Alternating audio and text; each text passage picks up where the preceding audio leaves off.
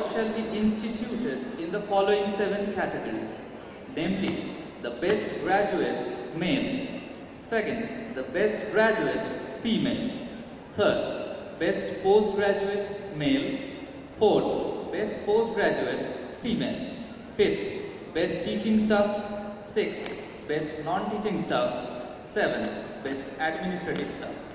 The recipient of these awards shall be finalized by a duly constituted jury under the leadership of Honorable Vice Chancellor of Jadavpur University.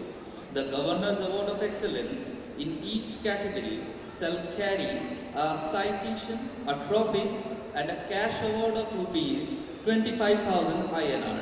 Jadavpur বিশ্ববিদ্যালয়ের ৬৮তম সমাবর্তন অনুষ্ঠানে আচার্য CV আনন্দ বোস বেশ কিছু নতুন পুরস্কারের ঘোষণা করলেন।